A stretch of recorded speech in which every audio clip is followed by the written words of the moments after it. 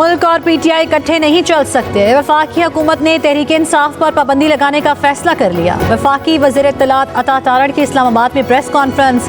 कहा 9 मई को मुल्क के दिफा पर हमले किए गए। बानी पीटीआई का खानदान 9 मई वाक़यात में मुलव्विस है। बानी पीटीआई की तीनों बहनें कोर कमांडर हाउस के बाहर मौजूद थीं। कौम को कहा जा रहा था कि इनकलाब बर्पा होने लगा है। फौरी अपनी अपनी लोकेशंस पर पहुंचे। एक तरफ ये दहशत गर्दों को लाकर पनाहगाहें दे रहे थे, दूसरी तरफ उन्होंने GHQ और कोर कमांडर हाउस पर हमला किया।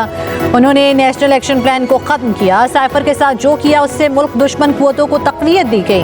तहरीक इंसाफ के लोगों ने गैर आइनी तौर पर असम्बलियों को तोड़ा। फॉरेन फंडिंग के सबूत मौजूद हैं। यहूदी लॉबी आपको सपोर्ट करती है। आपने IMF की डील को सबोताश करने की कोशिश की। बैरून मुल्क करारदातें मंजूर करवाई। मुल्क के साथ बहुत खिलवाड़ हो चुका। मजीद ऐसा नहीं होगा। तहरीक इंसाफ पर पाबंदी के लिए रेफरेंस सुप्रीम कोर्ट भेजेंगे।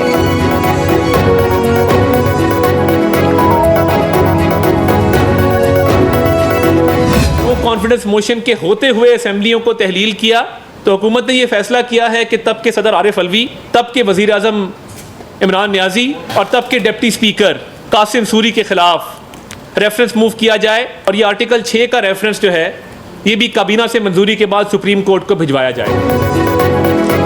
हुकूमत का बानी पीटीआई आरिफ अलवी और कासिम सूरी के खिलाफ आर्टिकल 6 का मुकदमा चलाने का ऐलान। वज़ीर इत्तलात अता तारड़ कहते हैं तीनों अफराद के खिलाफ काबीना की मंजूरी के बाद रेफरेंस सुप्रीम कोर्ट भेजा जाएगा।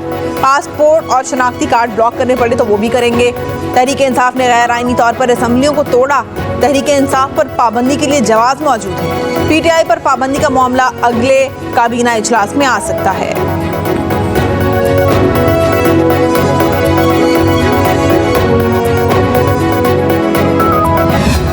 हुकूमत ने मखसूस नशिस्तों से मुतल्लिक सुप्रीम कोर्ट के फैसले के खिलाफ नजरसानी दरखास्त दायर कर दी। नून लीग की 12 जुलाई के फैसले पर हुक्म इम्तना की भी इस्तदा। दरखास्त में मौक़िफ़ इख्तियार किया गया है कि तहरीक इंसाफ सुन्नी इत्तेहाद कौंसिल को आइन के मुताबिक एक सियासी जमात नहीं समझा जा सकता। पीटीआई ने तो election commission Peshawar high court में कोई अपील दायर नहीं की। सुन्नी इत्तेहाद कौंसिल ख़वातीन और अक़लियतों की मखसूस नशिस्तें हासिल करने की अहल नहीं।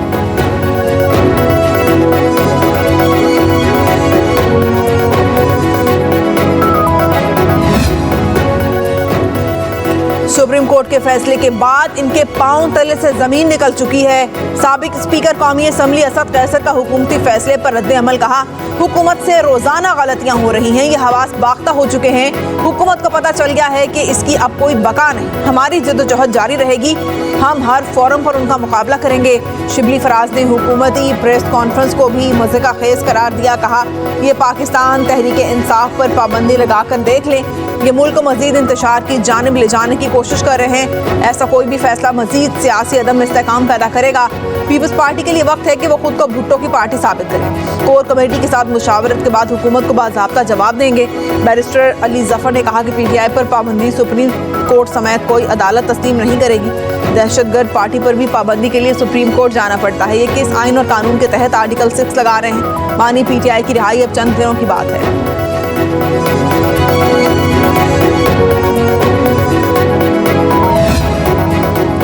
हुकूमत के पास ऐसा कोई इख्तियार नहीं कि किसी सियासी जमात पर पाबंदी लगा सके। सरबराह अवाम पाकिस्तान पार्टी शाहिद खान अब्बासी की इस्लामाबाद में प्रेस कॉन्फ्रेंस। कहा तारीख के किसी जमहूरी दौर में सियासी जमात पर पाबंदी नहीं लगाई जा सकती। हुकूमत का सुप्रीम कोर्ट के फैसलों पर न्यूज़ कॉन्फ्रेंस करना मुनासिब नहीं।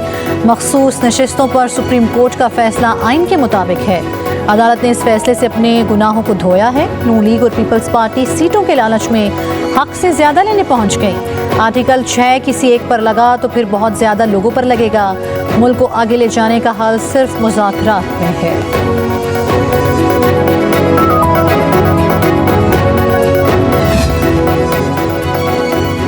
पीटीआई रहनुमा शेख वक्कास अकरम कहते हैं पाबंदी लगाने की बात करने वाले बेवकूफ़ हैं। ये सुप्रीम कोर्ट का फैसला सुनकर हवास बाख्ता हो गए हैं।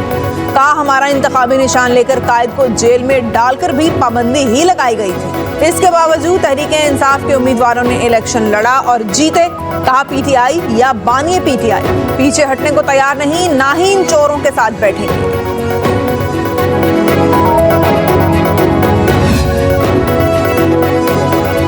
ह्यूमन राइट्स कमीशन ने पीटीआई पर पाबंदी का फैसला फौरी वापस लेने का मुतालबा कर दिया। कहा पीटीआई पर पाबंदी के हुकूमती फैसले से हैरान हैं। ये इकदाम आइन के आर्टिकल 17 की खिलाफ वर्जी है। जमहूरी असूलों के लिए भी बहुत बड़ा धचका है।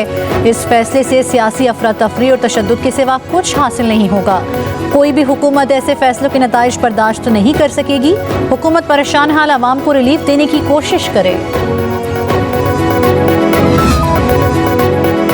मखसूस नशिस्तों के फैसले में आज़ाद करार दिए जाने वाले 35 अरकान कौमी असम्बली ने PTI से वाबस्तगी के हल्फनामे जमा करा दिए। ज़राए के मुताबिक PTI सिंध के 9 MPAs ने भी वाबस्तगी सर्टिफिकेट पार्टी को जमा करा दिए।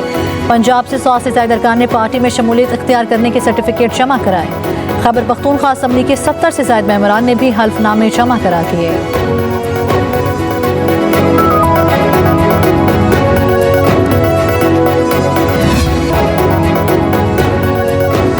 लाहौर की इंसदाद दहशतगर्दी अदालत ने 9 मई के मुकदमे में शाह महमूद कुरैशी पर फर्द जुर्म आयद कर दी।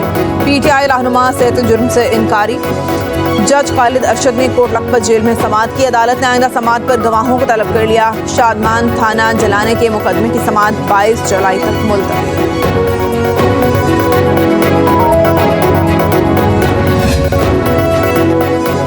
इस्लामाबाद हाई कोर्ट ने PTI कारकुन सनम जावेद को जुमेरात तक गिरफ्तार करने से रोकते हुए उन्हें घर जाने की इजाज़त दे दी। अदालत ने सनम जावेद के खिलाफ 1 साल में दर्ज मुकदमात का रिकॉर्ड भी तलब कर लिया। जस्टिस मियां गुल हसन औरंगजेब ने समाअत की। कहा, इस दौरान सनम जावेद एक लफ्ज़ भी बोली तो अपना ऑर्डर वापस ले लेंगे। इससे कबल सनम जावेद की रिहाई का फैसला इस्लामाबाद के डिस्ट्रिक्ट एंड सेशन कोर्ट में चैलेंज कर दिया गया। एडिशनल सेशन जज अफजल मजोका की अदम दस्तयाबी के बायस केस की समाअत ड्यूटी जज चौधरी आमिर ज़िया ने की। अदालत ने फरीकैन को 18 जुलाई के लिए नोटिस जारी कर दिए। PTI कारकुन पर एक और मुकदमे की तफसीलात भी सामने आ गई। सनम जावेद 9 मई के मुकदमे में बलूचिस्तान पुलिस को भी मतलूब हैं। PTI कारकुन को राहदारी रिमांड के लिए जुडिशल मैजिस्ट्रेट मुरीद अब्बास की अदालत में पेश किया गया। जज मुरीद अब्बास ने कहा, रश की वजह से इस केस को नहीं रख सकता।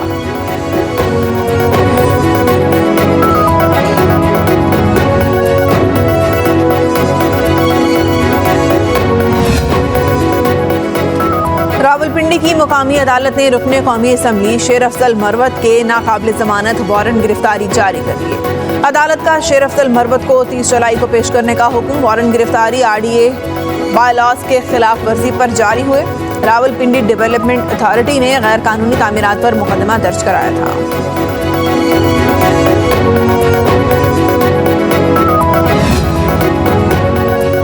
शेख रशीद अहमद ने एक बार फिर एस्टैब्लिशमेंट से आम मुआफ़ी की अपील कर दी। अडियाला जेल के बाहर मीडिया से गुफ्तगू करते हुए कहा, हमें क्रेनों पर लटका दें, सजा दें, लेकिन मुल्क को बचा लें।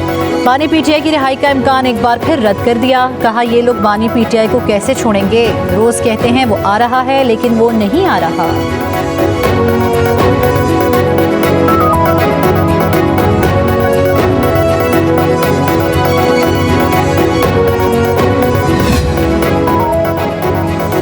बिजली के बाद शहरियों पर पेट्रोल बम गिराने की तैयारियां। आलमी मंडी में कीमतें बढ़ने के बाद पाकिस्तान में भी पेट्रोलियम मसनूआत मजीद महंगी होने का इम्कान। ज़राए के मुताबिक पेट्रोल 7 रुपये 67 पैसे, डीजल 3 रुपये 72 पैसे, मट्टी का तेल 2 रुपये 73 पैसे फी लीटर महंगा हो सकता है। पेट्रोलियम मसनूआत की कीमतों में रद्द-बदल का फैसला आज होगा। नई कीमतों का इत्तलाक वज़ीर आज़म की मंजूरी के बाद रात 12 बजे से होगा। सीमेंट डीलर्स और हुकूमत के दरमियान डेडलॉक बरकरार। सीमेंट रिटेलर्स के पास स्टॉक कम होने लगा। ज़राए के मुताबिक मजीद हड़ताल जारी रही तो स्टॉक खत्म हो जाएगा। मार्केट में सीमेंट की कीमतें भी बढ़ने का इम्कान है। सीमेंट डीलर्स का कहना है कि वो विद होल्डिंग एजेंट बनकर कारोबार नहीं कर सकते। हुकूमत सीमेंट डीलर्स पर विद होल्डिंग टैक्स और पॉइंट ऑफ सेल्स की शर्त वापस ले। मुतालबात मंजूर होने तक हड़ताल जारी रखेंगे।